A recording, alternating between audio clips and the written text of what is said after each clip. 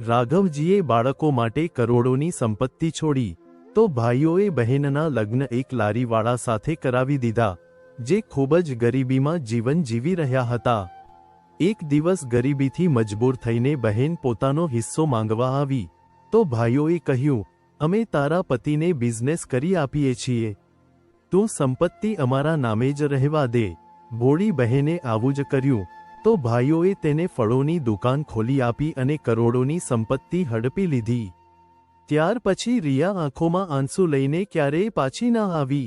થોડા દિવસો પછી ભાઈઓએ સંપત્તિની વહેંચણી શરૂ કરી તો કાગળો જોઈને એમના પગ નીચેથી જમીન સરકી ગઈ, કારણ કે મિલકત તો।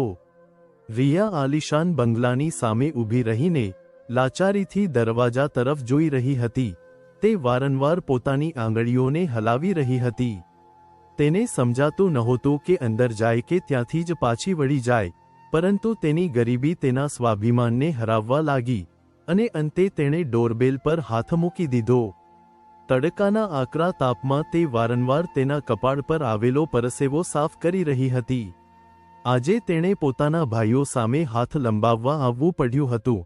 પોતાના પતિ માટે પોતાના સ્વાભિમાન અને ઈગોને સાઈડમાં મૂકીને જ્યારે તેણે બીજી વખત દરવાજો ખખડાવ્યો તો દરવાજો એક નોકરે ખોલ્યો। તે માથાથી પગ સુધી રિયાને જોવા લાગ્યો અને પછી કહેવા લાગ્યો, માફ કરો, આગળ જાઓ। તે ખૂબ જ પરેશાન લાગી રહ્યો હતો, જાણે હમણાં જ ઊંઘમાંથી ઉઠ્યો હોય, અને દરવાજો બંધ કરી દીધો। અને રિયા ખૂબ જ શરમ અનુભવવા લાગી, કારણ કે તે નોકર તેને કોઈ ભિખારણ સમજી રહ્યો હતો। રિયાએ પોતાની શરમ પર કાબૂ મેળવ્યો અને ફરીથી દરવાજો ખખડાવવા લાગી। ત્રીજી ચોથી વખત દરવાજો ખખડાવ્યા પછી તે નોકરે ફરીથી ગુસ્સાવાળો ચહેરા બહાર કાઢીને રિયાને જોવા લાગ્યો અને પોતાના ખિસ્સામાંથી જૂની ફાટેલી 10 રૂપિયાની નોટ કાઢીને રિયાને આપવા હાથ લાંબો કર્યો। એ પહેલા કે રિયા તેને પકડે અને તે નોકર દરવાજો બંધ કરી દે, રિયાએ પોતાનું પલ્લું પોતાના ચહેરા પરથી હટાવ્યું અને તે વૃદ્ધ નોકર એક ક્ષણ માટે સાવ સ્તબ્ધ થઈ ગયો। તેની તો જાણે બોલતી બંધ થઈ ગઈ હતી અને પછી કહેવા લાગ્યો, રિયા બેટા, તું અહીં ન્યા। તે નોકર એટલો બધો હેરાન પરેશાન હતો કે તેની જીભ ચોંટવા લાગી અને પછી અચાનક તે રિયાની સામે આદરપૂર્વક નમી ગયો। તેણે બંને હાથ જોડી દીધા અને કહેવા લાગ્યો, માફ કરી દે બેટા, હું તને ઓળખી ના શક્યો। એ વાત પર રિયા કહેવા લાગી કે દીનુ કાકા, કોઈ વાંધો નહીં, મારી હાલત જ એવી છે કે હું ભિખારણથી ઓછી નથી લાગતી, આમાં તમારો કોઈ વાંક નથી। દીનુ કાકા રિયાના ઘરના બહુ જૂના નોકર હતા। જ્યારે રિયાના પપ્પા જીવતા હતા ત્યારે રિયા આ ઘરમાં દરેક જગ્યાએ ખૂબ મોજ મસ્તી કરતી હતી, ખૂબ જ લાડથી ઉછેરી હતી રાઘવજીએ રિયાને, અને દીનુ કાકા પણ ઘણીવાર રિયા સાથે રમતા હતા જ્યારે તેની 2 ચોટલી વાળવામાં આવતી હતી। તેઓ આ ચોટલીઓને પકડીને ખેંચતા તો રિયા તેના પપ્પાને દીનુ કાકા વિશે ફરિયાદ કરવા લાગતી। રાઘવજી એક ખૂબ મોટા બિઝનેસમેન હતા અને રિયા તેમની લાડકી દીકરી હતી, જે 3 ભાઈઓ પછી જન્મેલી અને સૌથી નાની હતી। પરંતુ રિયાના જન્મ પછી તેની માનું અવસાન થઈ ગયું અને રાઘવજીએ તેને માં અને બાપ બંને બનીને ઉછેરી હતી। જ્યારે તે નાની હતી ત્યારે તેના ભાઈઓ પણ તેને લાડ લડાવતા અને પ્રેમ કરતા હતા, કારણ કે ત્યારે મનમાં કોઈ લાલચ કે કપટ નથી હોતું। ત્યારે મન અરીસા જેવા એકદમ ચોખ્ખા હતા, પણ જેમ જેમ સમય પસાર થતો ગયો અને રિયા મોટી થતી ગઈ તેમ તેમ રાઘવ સાહેબનો બિઝનેસ પણ ઘણો મોટો થતો ગયો। તે 3 ફેક્ટરીના માલિક હતા, જેની આવક કરોડોમાં હતી। રિયાના ભાઈઓ જ્યારે મોટા થયા અને સમજદાર થયા તો તેઓનો પ્રેમ પૈસાની ચમક સામે ઝાંખો પડવા લાગ્યો, કારણ કે વ્યક્તિ પાસે ગમે તેટલા પૈસા આવી જાય તો પણ તે તેનાથી વધારે માટે લોભી થાય છે, જેથી તેની પાસે જે છે તેનાથી બમણા થઈ જાય। રાઘવજીના 3 પુત્રો પૈસાના પૂજારી હતા। જો કે રાઘવજી પોતે એવા નહોતા, તેમનામાં ઘમંડ કે ઈગો નામની કોઈ વસ્તુ નહોતી, પરંતુ તેઓ ગરીબોને પણ ઘણું દાન કરતા હતા અને પુત્રોને આ વાત ગમતી નહોતી કે તેમની મહેનતની કમાણી તેમનો બાપ ગરીબીમાં ઉડાડી રહ્યો છે। તેમનું ચાલતું તો એક રૂપિયો બચાવીને રાખતા હરામી ભાઈઓથી ઉલટી રિયા ખૂબ જ ભોળી અને દયાળુ હતી. તેને દુનિયાદારી અને પૈસાથી એટલો મતલબ નહોતો. તે ખૂબ જ સીધી છોકરી હતી, એકદમ ભગવાનની ગાય જેવી, અને રાઘવજીને રિયા સૌથી વધારે વહાલી હતી. અને પુત્રોને આ વાતથી ઈર્ષ્યા થતી હતી, પણ રાઘવજી જાણતા હતા કે રિયાનું દિલ કેટલું ચોખ્ખું છે. તેના દિલમાં નફરત નહોતી કે ના કોઈ માટે દ્વેષ હતો. તેથી જ રાઘવજીનું સંપૂર્ણ ધ્યાન રિયા તરફ હતું. તેઓ તેની દરેક ઈચ્છા પૂરી કરતા હતા. તેની નાનામાં નાની ઈચ્છા પણ પૂરી કરવા માટે તેઓ પોતાનું કામ છોડીને દોડી આવતા. અને રિયા માટે તો પોતાના પપ્પાથી વધુ આ દુનિયામાં કોઈ પણ વહાલું નહોતું. તેઓ તેના માટે એક એવો પડછાયો હતા જેના છાયામાં તે થોડો સમય માટે આરામ કરી લેતી. પરંતુ જીવનનો કોઈ ભરોસો ક્યાં હોય છે? તે વ્યક્તિને છાયામાંથી બળતા રણમાં ફેંકવામાં એક ક્ષણ પણ નથી લગાવતું. રિયા સાથે પણ કંઈક આવું જ બન્યું હતું, કારણ કે તેનું ખુશીઓથી ભરેલું આંગણું એકદમ વેરાન થવાનું હતું. તેમના જીવનની ખુશીઓ હંમેશ માટે નાશ પામવાની હતી, કારણ કે રાઘવજીને કેન્સર થઈ ગયું હતું, જે છેલ્લા સ્ટેજમાં હતું. રાઘવજી દરેક ક્ષણે રિયા વિશે ચિંતિત રહેતા હતા કે ના જાણે મારી પુત્રીનું શું થશે. તેના ભાઈઓ તો તેનું જીવવું હરામ કરી નાખશે, કારણ કે રાઘવજી જાણતા હતા કે રિયાના ભાઈઓ માત્ર ને માત્ર પૈસાના ભૂખ્યા છે. તેમના દિલમાં તેમની બહેનનું કોઈ મહત્વ નથી. તેથી તેઓ આખો દિવસ પરેશાનીમાં રહેતા હતા. તેમને પોતાની બીમારી કરતાં રિયાના ભવિષ્યની વધારે ચિંતા હતી. તેઓ રાત દિવસ તેના દુઃખમાં ડૂબેલા રહેતા. રિયાને એ વાતની જાણ નહોતી કે રાઘવજીને કેન્સર થઈ ગયું છે, અને તે પણ છેલ્લા સ્ટેજનું છે, અને તેની સારવાર અશક્ય છે, કારણ કે કેન્સર હવે આખા શરીરમાં ફેલાઈ ગયું હતું. તેથી બચવાની કોઈ શક્યતા નહોતી. રાઘવજી પાસે બહુ ઓછા દિવસો બાકી હતા. અને જ્યારે તેઓ શારીરિક રીતે કમજોર અને બીમાર રહેવા લાગ્યા તો રિયા પરેશાન થઈ ગઈ. કહેવા લાગી કે પપ્પા, તમે કેટલા કમજોર થઈ ગયા છો. તમારી આંખોની નીચે ખાડા પડી ગયા છે. અને પપ્પા તેના માથા ઉપર હાથ મૂકી દેતા અને કહેતા કે મારી દીકરી, હવે મારો સમય આવી ગયો છે. ના જાણે મારા ગયા પછી તારું શું થશે. તું તો એટલી ભોળી છે કે તને દુનિયાદારીની કંઈ પણ જાણ નથી. કોઈ પણ તારો ફાયદો ઉઠાવી શકે છે. મને દરેક ક્ષણ તારી ચિંતા થતી રહે છે. અને તે સંપૂર્ણપણે બેચેન થઈને પોતાના પિતાને જોઈ રહી હતી. તેણે તો ક્યારેય વિચાર્યું પણ નહોતું કે તેના પપ્પા તેને છોડીને જવાના છે, કારણ કે તેની માં તો બાળપણમાં જ છોડીને જતી રહી હતી. હવે પપ્પા પણ છોડીને જવાના હતા. તે રાત દિવસ પોતાના પિતા પાસે બેસીને રડતી રહેતી, પરંતુ કોઈના આંસુ તેના પ્રિયજનોને પાછા નથી લાવી શકતા. તેઓએ એક દિવસ જવાનું જ હોય છે આપણને એકદમ એકલા છોડીને. તે દિવસ એક વિનાશ તરીકે શરૂ થયો હતો, અને તેમનું જીવન બરબાદ થઈ ગયું હતું, કારણ કે રાઘવજીનું તે દિવસે અવસાન થઈ ગયું હતું. રાઘવજી સાથે સાથે રિયાની તમામ ખુશીઓ પણ અર્થીની આગમાં બળી ગઈ હતી. રિયા હજુ તેના પિતાના દુઃખમાંથી બહાર આવી પણ નહોતી કે તેના ભાઈઓ તેની પાછળ પડી ગયા અને કહ્યું કે તારા લગ્ન કરવાના છે. અને રિયા તેમને એ રીતે જોવા લાગી કે જાણે તેમના માથા પર શિંગડા ઉગી ગયા હોય, અને કહેવા લાગી કે શેની ઉતાવળ છે ભાઈઓ. પપ્પાના અવસાનને હજુ સમય જ કેટલો થયો છે. તમને મારી ચિંતા કેમ પરેશાન કરી રહી છે? શું હું તમારા પર બોજ છું? પરંતુ તેના ભાઈઓ ડોંગ કરીને ભાવુક થઈને બોલ્યા કે બહેનોની ફરજ શક્ય તેટલી વહેલી તકે પૂર્ણ કરવી જોઈએ. પપ્પાની પણ એ જ ઈચ્છા હતી કે રિયાના લગ્ન ટૂંક સમયમાં જ કરી દેજો, કારણ કે દીકરીઓ પોતાના ઘરમાં જ સારી લાગે છે. માતા પિતાનું ઘર તો તેમના માટે પારકું હોય છે, એક અતિથિ ગ્રહ હોય છે. આખરે ક્યાં સુધી તેને અતિથિ ગ્રહમાં રાખવામાં આવે? એક દિવસ તો તેણે પોતાના ઘરે જવું જ પડે છે.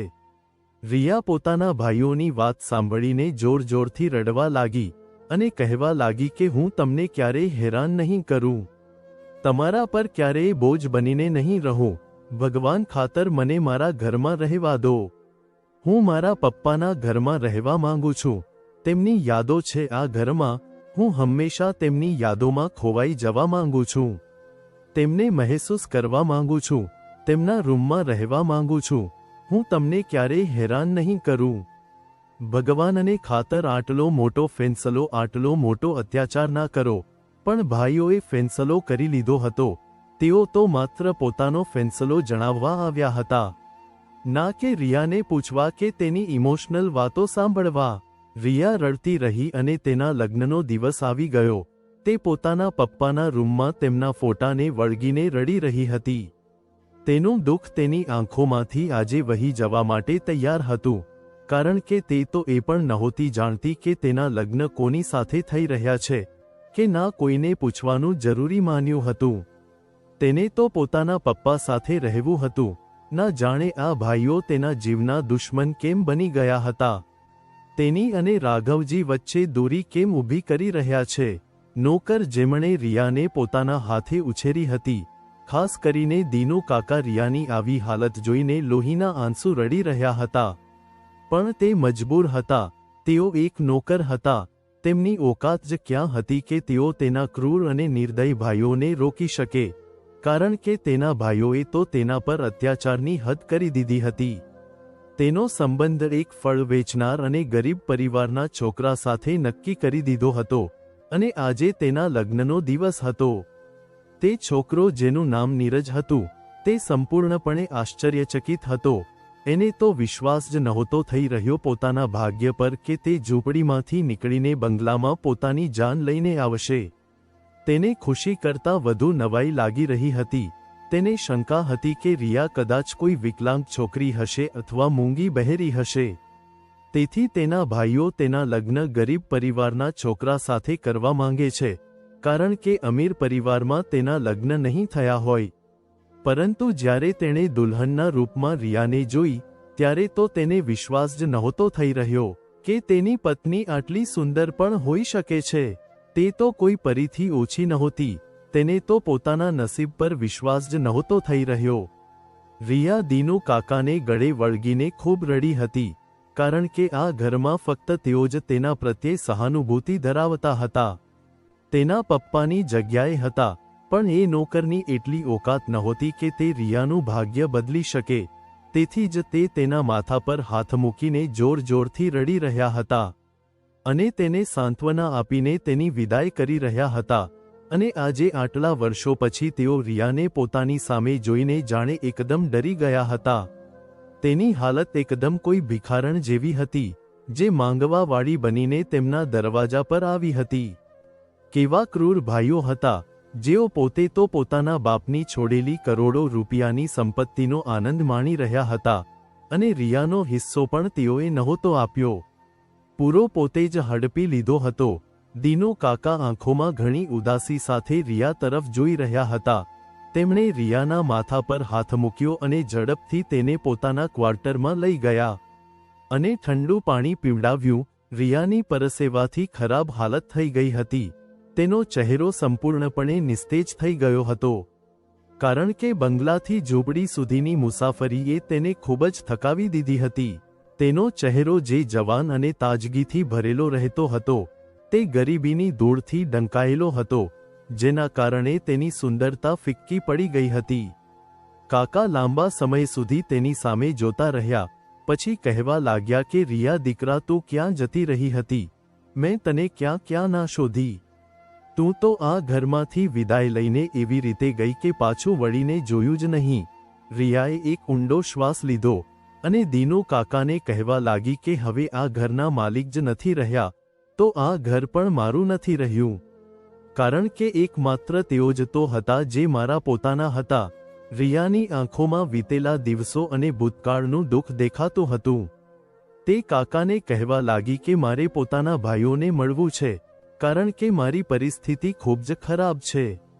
મારા પતિ જે એક ફળ વેચવાવાળા છે, તેમનો ધંધો ઠપ થઈ ગયો છે, અને અમારે ભૂખ્યા રહેવાની નોબત આવી છે. મારે પોતાના ભાઈઓ પાસેથી પોતાનો હિસ્સો માંગવો છે, કારણ કે પપ્પાએ કંઈક તો મારા માટે છોડ્યું હશે. કદાચ તે હિસ્સો અમારું પેટ ભરવા માટે પૂરતો હોય અને અમે પતિ પત્ની પોતાનું ગુજરાન ચલાવી શકીએ. દીનુ કાકા આશ્ચર્યથી રિયા તરફ જોઈ રહ્યા. આ એ રિયા હતી જે રાઘવજીના દિલનો ટુકડો હતી. અરે, તેમણે રિયા માટે કંઈક ને કંઈક તો છોડ્યું હશે. તે રિયાને તેના ભાઈઓ પાસે લઈ ગયા, જેઓ ખૂબ જ ઠાઠમાઠ અને એશથી રિયાના હિસ્સાની સંપત્તિ પર કબજો જમાવીને બેઠા હતા, અને તેમનું પેટ તેમ છતાં નહોતું ભરાયું. તેઓએ જ્યારે તેમની સામે રિયાને ઊભેલી જોઈ તો એકદમ આશ્ચર્યચકિત થઈ ગયા. તેમણે તો વિચાર્યું હતું કે રિયા મરી બરી ગઈ હશે ભૂખથી તડપીને, કારણ કે તેમનો આ જ પ્લાન હતો કે એક ગરીબ વ્યક્તિ સાથે રિયાના લગ્ન કરી દેવા, જેથી તે ટૂંક સમયમાં જ મરી જાય અને સંપત્તિમાં તે કરોડોનો હિસ્સો માંગવા ન આવી જાય, જે રાઘવજીએ રિયા માટે છોડ્યો હતો. કારણ કે ભાઈઓ એ વાતથી ખૂબ જ દુઃખી હતા કે રાઘવજીએ તેમના પુત્રો કરતાં વધારે તેમની પુત્રીનો હિસ્સો સંપત્તિમાં રાખ્યો છે. તે ત્રણેય ફેક્ટરીઓમાંથી એક ફેક્ટરીની માલિક હતી, અને તે સિવાય કરોડો રૂપિયા તેના ખાતામાં હતા, જેની રિયાને પણ જાણ નહોતી. તે તો બિચારી એકદમ ભોળી હતી. પોતાનો હિસ્સો માંગતા પણ તે ખૂબ જ શરમ મહેસૂસ કરી રહી હતી અને અચકાતી હતી. તેણે ડરતા ડરતા પોતાના ભાઈઓને કહ્યું કે હું અને મારા પતિ એકદમ ભૂખમરા સુધી પહોંચી ગયા છીએ. જો પપ્પાએ મારા માટે થોડો હિસ્સો છોડ્યો હોય તો કૃપા કરીને તે મને આપી દો, જેથી હું મારા પતિ સાથે પોતાની જિંદગી આરામથી વિતાવી શકું. ભાઈઓએ આ વાત સાંભળી તો રિયાને સાંત્વના આપી અને કહ્યું કે અમે તારા પતિને મદદ કરીશું, જેથી તે પોતાનો ધંધો ચલાવી શકે અને તમે લોકો આરામ અને શાંતિથી જીવન જીવી શકો. તું અમારી બહેન છે, આખરે એ તારો અધિકાર છે. ભાઈઓએ રિયાને ખૂબ જ વધારે સાંત્વના આપી હતી અને તે બિચારી ખુશ થઈ ગઈ, પરંતુ તેને ક્યાં ખબર હતી કે તેની સાથે કેટલી મોટી મજાક કરવામાં આવી રહી છે. કારણ કે આ ભાઈઓએ રિયાના પતિને ફળોની લારીની બદલે એક દુકાન ખોલીને આપી દીધી, જેમાં તે તેના ફળો વગેરે ગોઠવીને વેચી શકે અને બંને પતિ પત્નીને સૂકી રોટલી નસીબ થઈ શકે અને ફરીથી રિયા ક્યારેય પોતાના ભાઈઓના દરવાજે ના આવી શકે. તેઓએ રિયાની કરોડોની સંપત્તિ તો હડપ કરી લીધી અને તેને કરોડોની સંપત્તિના બદલામાં માત્ર એક દુકાન ખોલાવીને આપી દીધી. રિયા બિચારી આટલામાં જ ખુશ થઈ ગઈ કે તેનો પતિ પહેલા જે ફળની લારી ચલાવતો હતો તે હવે એક દુકાનનો માલિક બની ગયો છે. હવે તો તેઓ આરામથી પોતાનું ગુજરાન ચલાવી શકશે. એ બિચારી એ વાતથી અજાણ હતી કે એના પપ્પા જે તેને જીવથી વહાલા હતા, કે જેમણે ક્યારેય પણ રિયાને આંચ પણ નહોતી આવવા દીધી, શું તેઓ રિયાને એમ જ છોડી દેતા અને બધી સંપત્તિ તેના ભાઈઓને જ આપી દેતા? રિયાના દિલમાં દુઃખ તો હતું, પણ તેણે વ્યક્ત ના કર્યું. તેના માટે એટલું જ પૂરતું હતું કે તે અને તેનો પતિ રાત્રે ભૂખ્યા ના સૂવે, ચાહે સૂકી રોટલી જ કેમ ખાવી પડે. તે ક્યારેય તેના ભાઈઓ પાસે પાછી નહોતી આવી, કારણ કે તે વારંવાર પોતાના માટે પોતાનો હક નહોતી માંગી શકતી. તેને શરમ આવતી હતી અને તેનું સ્વાભિમાન અને તેનો ઈગો વચ્ચે આવી જતો હતો, જે ભાઈઓને પોતે અહેસાસ નહોતો કે પોતાની બહેનનો હિસ્સો તેને આપી દઈએ. તેઓને અહેસાસ કરાવવાનો શું ફાયદો? સમય આમ જ પસાર થતો ગયો અને રિયાના ભાઈઓ ભગવાનની પકડમાં આવી ગયા, કારણ કે કોઈનો હક છીનવી લેનારને ભગવાન આ દુનિયામાં પણ સજા આપે છે અને ઉપર પણ. એક દિવસ તેમની બંને ફેક્ટરીમાં એવી આગ લાગી કે બધું બળીને રાખ થઈ ગયું. આ ત્રણેય ફેક્ટરીઓ જ હતી જેમાંથી તેઓ કરોડોની કમાણી કરતા હતા. ત્રીજી ફેક્ટરી જે રિયાના નામે હતી તે સુરક્ષિત બચી ગઈ હતી. આ ભગવાનનો સૌથી મોટો ચમત્કાર હતો. તેઓએ રિયાના નામની ફેક્ટરી અને તેના નામના શેર વેચવાની કોશિશ કરી, અને જ્યારે તેઓ વકીલ સાથે વાત કરવા ગયા તો તેમના પગ નીચેથી જમીન સરકી ગઈ, કારણ કે તે વકીલ સાહેબ જે રાઘવજીના મિત્ર પણ હતા અને તેમના સૌથી વિશ્વાસુ વકીલ હતા. રાઘવજીએ પોતાના મૃત્યુ પહેલા તેમની પાસે એક વસિયતનામું કરાવ્યું હતું, જે મુજબ રિયાના શેર અને ફેક્ટરી તેના ભાઈઓને વેચવાની બિલકુલ પણ પરવાનગી નહોતી, અને જો કોઈએ પણ તેના પર કબજો કરવાની કોશિશ કરી તો તેને જેલની સજા થશે.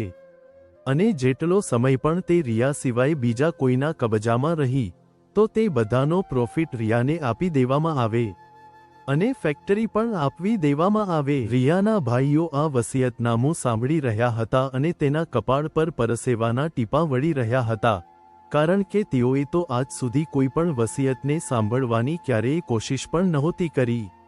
તેમના પપ્પા શું કરીને ગયા હતા અને તેઓએ તો બસ પોતાની મનમાની કરી હતી અને પોતાની હરકતોમાં એટલા બધા આગળ વધી ગયા હતા કે ભગવાનની પકડમાં આવી ગયા હતા અને તો પણ નહોતા સુધર્યા અને રિયાના હિસ્સાની સંપત્તિ પણ વેચવાની કોશિશ કરી રહ્યા હતા. પણ વકીલની વાત સાંભળીને તેઓ એકદમ ચોંકી ગયા, કારણ કે રિયાની સંપત્તિ જ હવે માત્ર બાકી રહી હતી. નહીંતર બંને ફેક્ટરીઓને તો તેઓ ગુમાવી જ ચૂક્યા હતા. જો તે પણ રિયાને સોંપી દીધી હોત તો રસ્તા પર આવી જતા. અને જેમ કે વકીલ સાહેબ કહી રહ્યા હતા કે જેટલો સમય પણ આ ફેક્ટરી ઉપર કબજો રહ્યો છે અને તેનો પ્રોફિટ મળ્યો છે એ પણ પૂરેપૂરો રિયાને એટલે કે ફેક્ટરીની માલકીનને આપી દેવામાં આવે, કારણ કે આ પ્રોફિટના આપવાના કિસ્સામાં તેમના પર ફ્રોડનો કેસ થઈ શકે છે. ત્રણેય ભાઈઓ માથું પકડીને બેસી ગયા હતા, કારણ કે તેમને પોતાનું ભવિષ્ય સાવ અંધકારમય લાગી રહ્યું હતું. તેમણે આજ સુધી જેટલા પણ જલસા કર્યા હતા તે બધા હવે સમાપ્ત થઈ ગયા હતા અને તેઓ રસ્તા પર આવી ગયા હતા અને જેલમાં જવાના હતા, કારણ કે તેમની પાસે તો એટલા પૈસા પણ નહોતા કે તે પ્રોફિટ રિયાના હવાલે કરી શકે, જે કરોડોમાં હતો. બીજી બાજુ રિયા પોતાની ઝૂંપડીમાં પોતાના પતિ સાથે સૂકી રોટલી ખાઈને સુકૂનથી સૂઈ રહી હતી અને આ બાજુ તેના ભાઈઓ બંગલામાં રહેતા હતા તો પણ સુકૂનથી વંચિત હતા, કારણ કે તેઓને રાત્રે ઊંઘ નહોતી આવતી. કોઈ અનાથનો હક આટલા વર્ષો સુધી માર્યા પછી સુકૂનની ઊંઘ કેવી રીતે આવી શકે? તેઓને પોતાના કરતાં વધુ ચિંતા તો બાળકોની હતી. તેઓ પણ તેમની સાથે જ રસ્તા પર આવી જતા, કારણ કે હવે તેઓ નાના નાના બાળકોનો બાપ હતા અને આ બાળકોનું છાપરું નહોતું છીનવવા માંગતા. તેથી તેઓ બીજા દિવસે રિયાને શોધવા લાગ્યા. તેઓ તો એ પણ નહોતા જાણતા કે રિયા રહે છે ક્યાં અને કેવી હાલતમાં છે, પરંતુ આજે તેઓ રિયા સામે હાથ લંબાવવા ગયા હતા. તેઓએ તેને ઝૂંપડીની અંદર શોધી કાઢી. ત્યાં 2 મિનિટ પણ ઊભા રહેવું મુશ્કેલ હતું. રિયાને તો જગ્યા જ નહોતી મળી રહી કે પોતાના શેઠ ભાઈઓને ક્યાં બેસાડે, તેથી તે શરમ અનુભવી રહી હતી. તૂટેલી ખુરશી સિવાય ઘરમાં કંઈ નહોતું, પણ તે બધા ભાઈઓ રિયાના પગમાં પડી ગયા અને જોર જોરથી રડવા લાગ્યા. રિયા તો અચાનક તેમની સામે આશ્ચર્ય અને ચિંતાથી જોવા લાગી. તેને વિશ્વાસ નહોતો થઈ રહ્યો કે સૂટ બૂટ પહેરેલા ભાઈઓ એક ગરીબ બહેનના પગમાં કેમ પડી ગયા. એટલામાં દીનુ કાકા પણ ઝૂંપડામાં આવી ગયા. રિયાએ તેમને પૂછ્યું તો દીનુ કાકા હસવા લાગ્યા અને કહેવા લાગ્યા કે આજે તારા ભાઈઓની અકલ ઠેકાણે આવી ગઈ છે, કારણ કે ભગવાનની લાઠીમાં અવાજ નથી હોતો. તેમની ચોરી હવે અંજામ સુધી પહોંચી ગઈ છે અને હવે તું ઝૂંપડીમાં વધુ નહીં રહે. રિયાને દીનુ કાકાની વાત સાંભળીને નવાઈ લાગી અને કહેવા લાગી કે શું મતલબ છે તમારો? દીનુ કાકાએ રિયાને આખી સચ્ચાઈ જણાવી દીધી. સચ્ચાઈ જાણ્યા પછી રિયા ચોંકી ગઈ. આટલી બધી સંપત્તિમાંથી ભાઈઓએ તેને કેટલો હિસ્સો આપ્યો હતો? ભાઈઓ શરમ અનુભવી રહ્યા હતા અને રિયાની માફી માંગી રહ્યા હતા. તેઓ કહેવા લાગ્યા કે અમને જેલમાં ના મોકલતી, અમે તારો પ્રોફિટ ધીમે ધીમે પરત કરી દઈશું. પણ રિયાનું દિલ બહુ મોટું હતું. તેને પોતાના ભાઈઓ પર ગુસ્સો તો હતો, પરંતુ તેનું હૃદય ખૂબ મોટું હતું.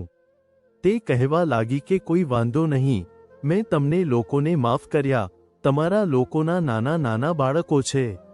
હું તે બાળકો ઉપર અત્યાચાર ના કરી શકું. તમારી સજાનો ફેંસલો સંભળાવવા વાળી હું નહીં, પરંતુ ભગવાન છે. તેઓ ઈચ્છે તો જમીન પરથી ઉપાડીને આકાશમાં બેસાડી દે અને એકદમ જમીન પર ફેંકી પણ શકે છે. આજે રિયા એકદમ આરામથી જીવી રહી હતી. પોતાના પતિ અને બાળકો સાથે એ જ બંગલામાં જીવન વિતાવી રહી છે.